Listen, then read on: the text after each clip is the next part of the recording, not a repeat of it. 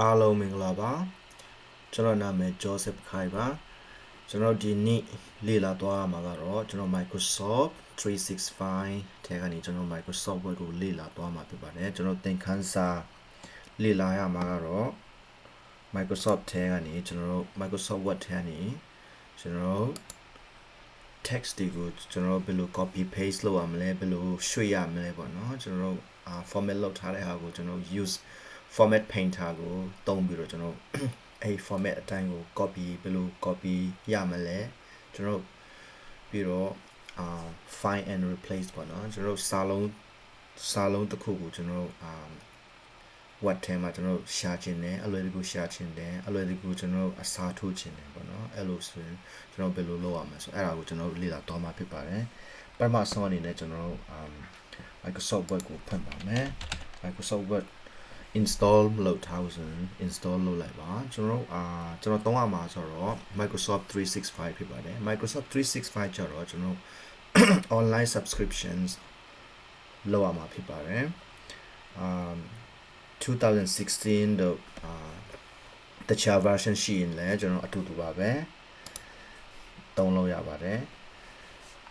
ကျွန်တော်ပထမဆုံးအနေနဲ့ Microsoft Word ကိုဖွင့်လိုက်ပါ Microsoft ကျွန်တော်ဖွင့်ပြီးပြီဆိုတော့မဖွင့်တော့ပါဘူးအရင်ဆုံးကျွန်တော်text တွေကိုကျွန်တော်အရင်ဆုံးဘယ်လို select လုပ်ရမလဲဆိုကျွန်တော်အရင်ဆုံးသင်ခန်းစာမှာကျွန်တော်လေ့လာသွားပြီးဖြစ်တယ်အဲဒါကြောင့်အရင်ဆုံးကျွန်တော်ဗီဒီယိုတင်ထားတဲ့သင်ခန်းစာလေးတွေကိုအရင်ဆုံးကြည့်ရှုပြီးပါ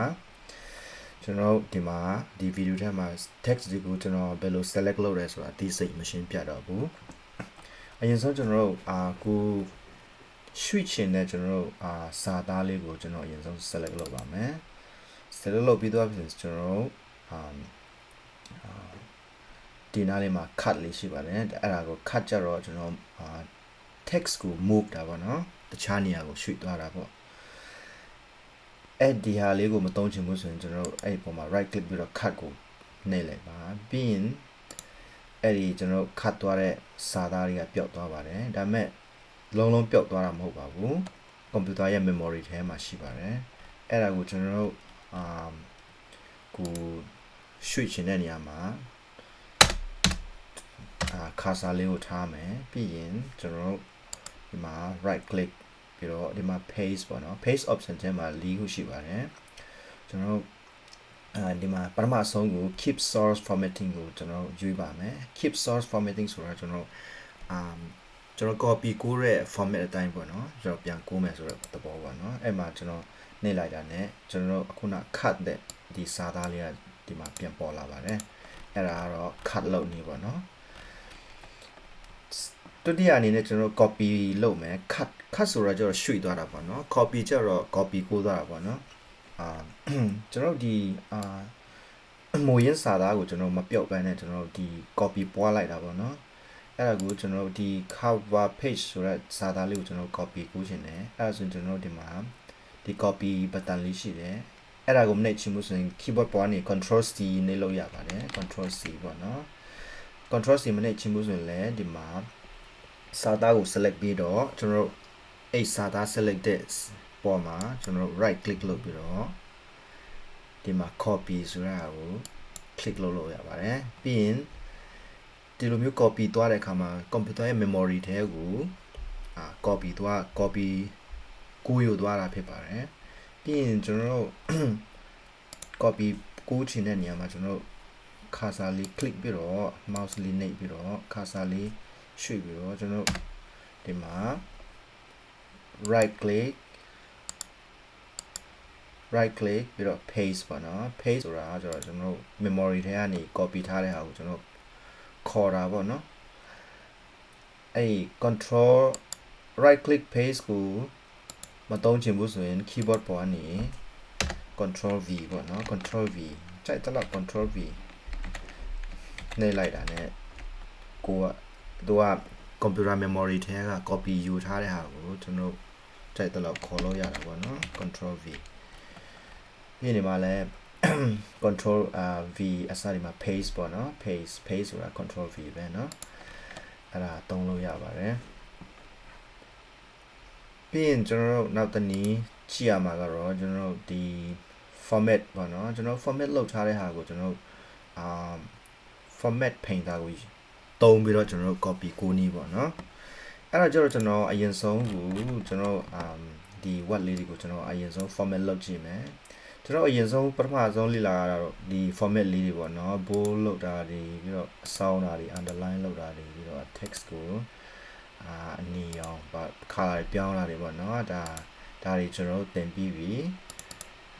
ပြီးတော့အဲ့ဒါကိုကျွန်တော်ဒီ tool ribbon ပေါ်ကနေကျွန်တော်ရွေးလို့ရတယ်ပေါ့နော်ဒီပေါ်မှာဒီမှာလဲကျွန်တော် advanced formatting ထဲမှာကျွန်တော်ဒီ icon လေးပေါ့နော် arrow လေးအဲ့ဒါနှိပ်လိုက်တယ်အဲ့မှာကျွန်တော် format ပြောင်းလို့ရတာပေါ့နော် bold italics ဒီမှာ font အကြီးအသေးပေါ့နော်ကျွန်တော် small cap all cap တွေအကုန်လုံးပါတယ်ဒီမှာဒါ okay ကျွန်တော် format လုပ်ထားတဲ့ဟာကိုကျွန်တော်ဒီမှာဒီ cover page တို့ဘာလို့ဒီ style လေးတွေကိုကျွန်တော်တခါတည်း copy ကူးချင်တာပေါ့နော်ကျွန်တော်ဒီဟာတွေကို select လုပ်ပြီးတော့ bold italic တို့အဲ့လိုမျိုးပေါ့နော်ဒီပုံစံတိုင်းတခါတည်းကိုယူလိုက်ပြီးတော့ step by step ကူးမယ်ဆိုအရန်ကြာတာပေါ့နော်အဲ့ဒါကို step by step copy ကူးမယ်အစားကျွန်တော်တို့ပါလုပ်မယ်ဆိုတော့ကျွန်တော်format painter ကိုရွေးမှာပေါ့နော် format painter ဆိုတော့ကျွန်တော်မှာဒီစာသားလေးကို select လုပ်လိုက်မယ်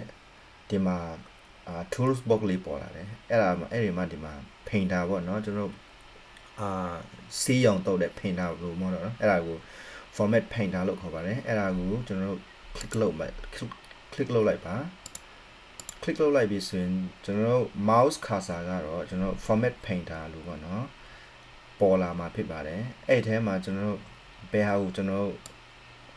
format လုပ်ချင်တယ်ဆိုတော့ကျွန်တော်ဒီလိုမျိုး drag and drop select လုပ်ပါပြီးရင်ကျွန်တော်ဒီ word ကျွန်တော်အခုန format လုပ်တဲ့အတိုင်းတခါလေးသူက copy ကိုသွားတာပေါ့နော်ဒီဟာတွေလည်း format ရွေးမယ်အဲ့လိုမျိုးပေါ့နော်ဒီခါလေးကျွန်တော်တို့university တို့ဘာလို့မှာကျွန်တော်တို့ assignment တို့ဘာလို့ရှိတယ်အဲ့ခါမှာကျွန်တော် website ကနေပေါ့နော်ကျွန်တော်တို့တခါလေးစာကြောင်းလေးတွေပေါ့နော် text စာကြောင်းလေးတွေကိုကျွန်တော်copy ကိုချင်တာပေါ့နော် copy ကိုချင်မယ်ဒါလေးကို copy ကိုမယ်ပြီးရင်ကျွန်တော်ဒါလေးကိုဒီ web ထဲကိုကျွန်တော် control V ပေါ့နော်အခုနကျွန်တော် website ထဲကနေ control C နှိပ်ပြီးတော့ကျွန်တော်ဒီ web ပေါ်ကနေ control V ကိုပြန်နှိပ်တယ်နော်အဲ့ဒါကိုကျွန်တော်ဒီ original ကျွန်တော်ရိုက်ထားတဲ့စာနဲ့မတူဘူးပေါ့နော်ဒီမှာနည်းနည်းလေးမစင်ဘူးပေါ့နော်ဒါကမော်ဝါလေးပေါ့နော်အဲ့လိုမျိုးဆိုကျွန်တော်ဒီစာရိုက်ထားတဲ့ဟာလိုပဲကျွန်တော် copy ကိုချင်တယ်ဆိုရင်ဒါကိုကျွန်တော် select လုပ်ပြီးတော့ format painter ကိုနှိပ်မယ်ပြီးရင်အဲ့ painter လေးနဲ့ကျွန်တော် website ထဲကနေ copy ကိုထားတဲ့ဟာကိုကျွန်တော်ဒီလိုမျိုး drag and drop လုပ်လိုက်တာနဲ့အခုကျွန်တော်စာရိုက်ထားတဲ့ဟာနဲ့တူတူပဲပေါ့နော်အဲ့လိုမျိုးပေါ့နော်လွယ်တကူကျွန်တော် font ကို change တယ်အကုန်လုံး format change ထားတာပေါ့နော် okay နောက်တစ်ခုကျတော့ကျွန်တော် find and replace ပေါ့နော် find and replace ဆိုတော့ကျွန်တော်အကယ်၍ကျွန်တော်တို့စာရိုက်ထားတဲ့ဟာကိုစာမျက်နှာ1000လောက်ရှိမယ်ကွာ1000လောက်ရှိတဲ့ထဲမှာကျွန်တော်တို့စာလုံးတစ်လုံးလောက် like ရှာခြင်းတယ်အဲ့ဆိုရင်ကျွန်တော်အစနေအဆုံးထိပေါ့နော်တစ် line ပြီးတစ် line like ရှာဖို့မလွယ်ဘူးပေါ့နော်အဲ့တော့အချိန်ကြာလိုမယ်ပြီးတော့အရန်ကိုပင်ပန်းသွားမယ်အဲ့ဒါကိုကျွန်တော်ဘယ်လိုဖြည့်ရှင်းရမလဲဆိုတော့ဒီမှာ find and replace ဆိုရှိတယ်နော်အဲ့ဒါကိုကျွန်တော်လေ့လာသွားမှာဖြစ်ပါတယ်ဒီကကျွန်တော်တို့okay ဒီ document ထဲကနေကျွန်တော်တို့ find and replace လုပ်ချင်တဲ့ဟာကိုကျွန်တော်အရင်ဆုံးရှာကြည့်ပါမယ်ကျွန်တော်အကယ်၍ video ပေါ့နော် video ကိုကျွန်တော်ကိုvideo ဒီ word လေးကိုကျွန်တော်ဒီ document ထဲမှာကျွန်တော်ရှာချင်တယ်အဲ့လိုမျိုးဆိုရင်ကျွန်တော်ဒီမှာ file ပေါ့နော် file အဲ့ file လေးကိုကျွန်တော်ဒီကနေမနှိပ်ချင်ဘူးဆိုရင် keyboard ပေါ်ကနေ control F ပေါ့နော် control F နှိပ်လိုက်တယ်ဒီ box လေးကိုပေါ်လာတယ်ဒီမှာကျွန်တော် video ဆိုတဲ့ဟာကိုကျွန်တော် select လုပ်ပြီးထွားရပြီဆိုတော့ကျွန်တော်သူကတခါတည်းဒီသူရဲ့ argument ထဲမှာပေါ့နော် parameter မှာထဲမှာထည့်ပေးလိုက်တယ်ပြီးရင်ဒီမှာ result ပေါ့နော် video ရှိတဲ့ line တွေပေါ့နော်ဒီမှာပြပေးထားတယ်အဝါရောင်နဲ့ highlight ပေးထားတယ် ဘယ်နေရာမှာ video ဆိုတဲ့စာလုံးလေးကိုရှိလဲဆိုတာကိုပေါ့နော်ပြတာတာပေါ့ပြီးကျွန်တော်ဒီ video လေးကိုကျွန်တော် image အနေနဲ့ကျွန်တော်ပြောင်းချင်တယ် image ပေါ့နော် image ဆိုတာပုံမဟုတ်ဘူးကျွန်တော်စာလုံး image နဲ့ပြောင်းချင်တယ်အဲ့ဒါဆိုကျွန်တော်ဒီမှာ replace ပေါ့နော်ဒါ replace အဲ့ကိုမနစ်ချင်ဘူးဆိုရင်ကျွန်တော် keyboard ကပေါ်ကနေလဲ control H ပေါ့နော် control H နဲ့လိုက်ရတယ်တော့ကျွန်တော် control H နဲ့လိုက်မယ် control H နဲ့လိုက်တာနဲ့အဲ့မှာ box လေးတစ်ခုကြာလာတယ်အဲ့ box ထဲမှာကျွန်တော်တို့ဒီမှာ replace ဆိုတာရှိတယ်ဒီ find what ဆိုတာရှိတယ်အဲ့ find what မှာကျွန်တော်တို့ဘာကိုရှာရမှာလဲပေါ့နော်အဲ့ကဲကျွန်တော် video စာသုံးလေးကိုရှာမယ်ပြီးရင် replace with မှာဆိုရင်ကျွန်တော်ဘာစာသားနဲ့လဲမလဲပေါ့နော်အဲ့ကျွန်တော် image စာသားနဲ့လဲမယ်ကွာပြီးရင်ကျွန်တော်အဲ့ image စာသားကိုကျွန်တော် bold ထားချင်တဲ့တခါတည်းပေါ့နော်ပြီးရင်အဲ့ bold ထားချင်တယ်ဆိုရင်ကျွန်တော်အယောင်လဲချိန်ချင်တယ်ဆိုရင်ကျွန်တော်ဒီမှာ more လေးကိုနှိပ်မှာ more လေးနှိပ်ပြီးတာနဲ့ကျွန်တော်တို့ကဒီ format ထဲကိုသွားပါပြီးရင် font ထဲကိုသွားပါနော်အဲ့ဒါမှကျွန်တော်တို့အဲ့ image ကိုကျွန်တော်တို့ bold လုပ်ချင်တယ်နည်းနည်းလေးပေါ့နော် bold လုပ်ချင်တယ်ကျွန်တော် color လေးပေးမယ် okay ဒီ color လေးပေးမယ် okay နဲ့လိုက်မယ်ပြီးရင်ကျွန်တော်တို့ okay replace နဲ့ replace all ရှိတယ်ကျွန်တော်တို့အခုန replace လုပ်မယ်ဆိုရင်ကျွန်တော်ပထမဆုံးစာလုံးပေါ့နော်တခု video ဆိုတဲ့စာလုံးတခုတွေ့တဲ့ဟာကိုကျွန်တော်က replace ပဲလုပ်မှာဖြစ်ပါတယ်ကြံတဲ့ဟာကိုမလုပ်သေးဘူးပေါ့နော် replace all ဆိုရင်ကျွန်တော်ဒီစာ document ထဲကနေကျွန်တော် video ဆိုတဲ့စာသားလေးအကုန်လုံးရှိသမျှကိုသူက image စာသားနဲ့ပေါ့နော်သူကပြောင်းပြီးထားမှာဖြစ်ပါတယ်အဲ့ကိုကျွန်တော် find next ကိုခုနဲ့ကြည့်လိုက်မယ်အဲ့မှာရှိတော့ပေါ့နော်ကျွန်တော်ဒီစာသားကို change နေတယ်ကျွန်တော် replace ပေါ့နော်အဲ replace လုပ်လိုက်တဲ့သူကဒီမှာ image ရဲ့အယောင်ရောတခါတည်း format ရောတခါတည်းသူကပြောင်းပြီးထားတာပေါ့နော်ပြီးရင်ကျွန်တော်နောက်တစ်ခုfind လုပ်လိုက်မယ် okay နောက်တစ်ခုကျတော့ဒီမှာရှိတယ်အဲ့ဒါကိုလည်းကျွန်တော် change နေတယ် replace ပေါ့နော်တခါတည်း change တယ်